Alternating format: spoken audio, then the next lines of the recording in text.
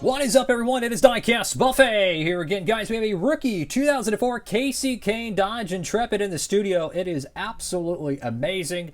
There's a little bit of some quirks to this paint scheme we'll be talking about. Some people like it, some people don't, but hey, it's going to make an interesting diecast review. And yeah, as you can see, the packaging is roached, so we're going to take a closer look at it. All right, fellas, so as you can see, this card back has kind of been through a washing machine or something. I mean, it's literally roached. This is the Rookie of the Year paint scheme. So this was probably released early 2005, give or take, and it's the 2004 car, but with the Rookie logo on the roof. And that's the quirky part about this paint scheme. A lot of people don't like the fantasy commemorative championship ones, and I'm going to be honest with you, I agree. But I wanted to do a diecast review on it. It's one you would open up. I mean, look at the card back. Look how bent. It's roached. This is an overproduced car as well, and it's also considered kind of a less desirable one because it is the Rookie of the Year one. Not as special as his primary paint scheme that more people would like. At least that's what I'm kind of assuming. But regardless, fantastic looking paint scheme. This is the Winner Circle packaging design for 2004. And I guess you could see 2005 as well because it says 2005 there, but it's a Rookie of the Year. He wins the Rookie of the Year like November 2004, right? They're not going to have this die cast out by Christmas, right? I'd be shocked if they did. They were really good at getting stuff out early, but I don't think they were that fast. So anyways, this was probably out January, February, wherever it was. And here's the packaging design. Very simple, but yet very detailed. It's one they used pretty much for all their packaging designs. You know, the black with the red stripe. Then you have the crowd in the background. You have the driver number font and the name. But it just looks really good. Like, you can do generic packaging and use it for all your stuff and have it look really good.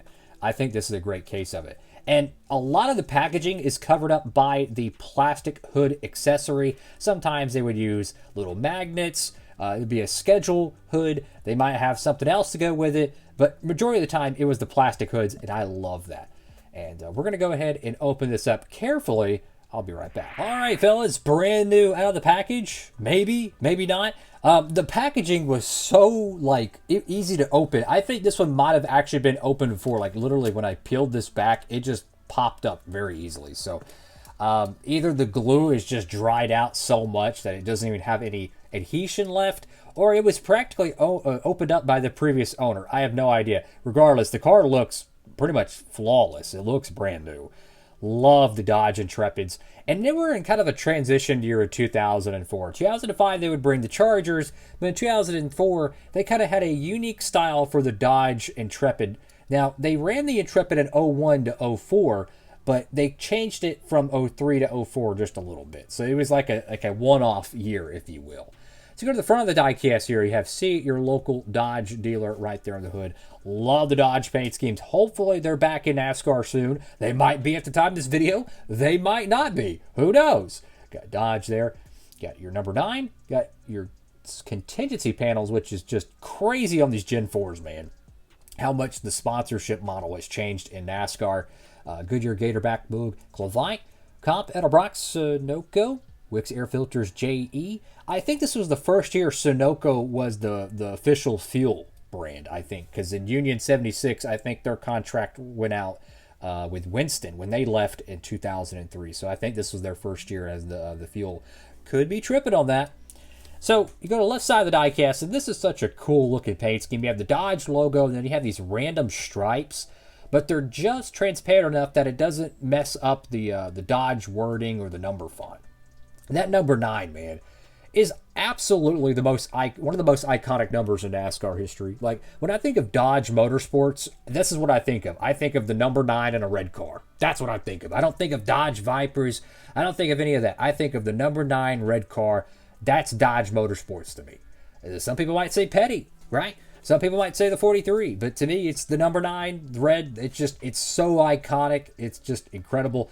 The 43 ran different manufacturers for so many years. I don't really specifically tie it to Chrysler anymore. I more or less tie this one to the specific Dodge, style. So you got Goodyear there. NASCAR Nextel Cup Series there. You got, what is that? NASCAR Race Car Rebestos MB&A Waste Management. Why does the Waste Management logo look blue?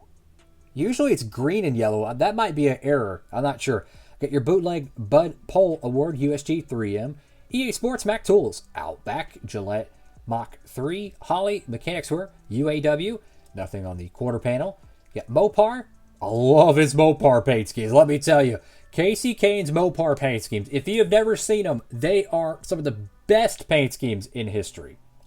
Got, what is that? Kasey Kahne's signature. And you got your B-Post decal, which has Simeon's, Valvoline,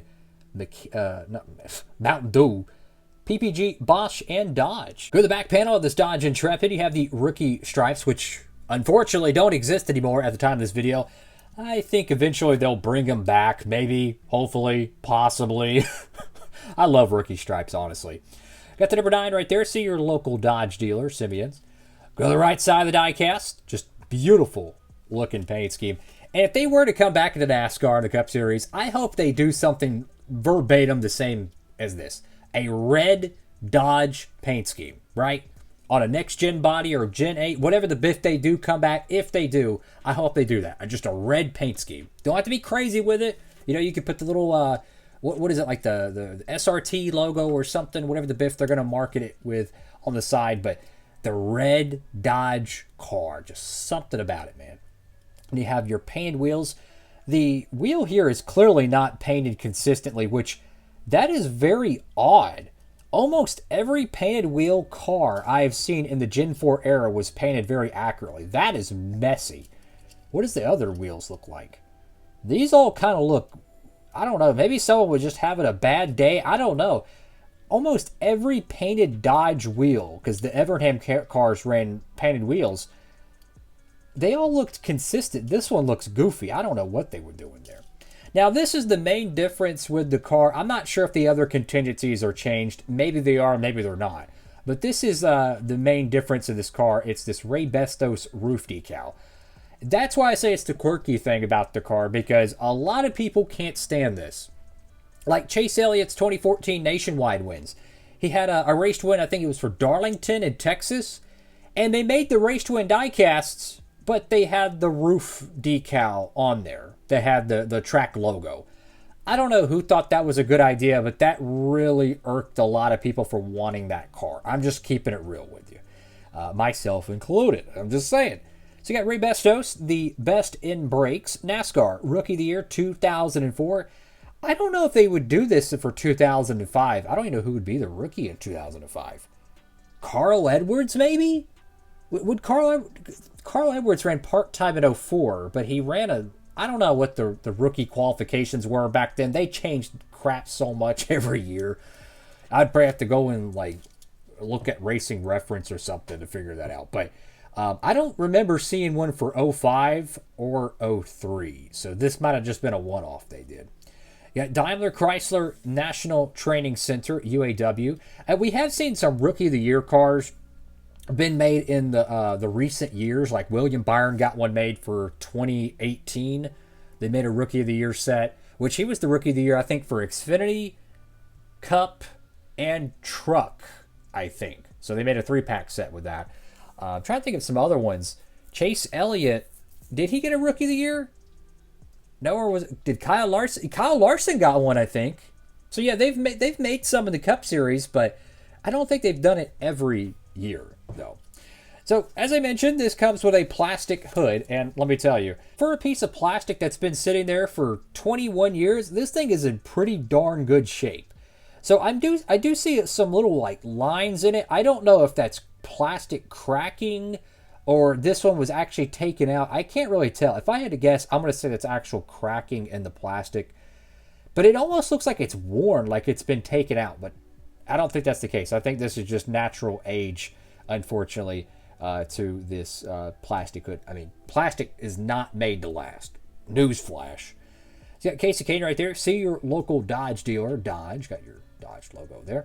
Now, this was something that was so cool about the accessories we got back in the 2000s. Look at this. Actual magnets on the hood. This thing, you just peel it out of the package, and you can put it on your toolbox. You can put it on your refrigerator. You can put it on anything out of the package. It's just so freaking cool. I love that.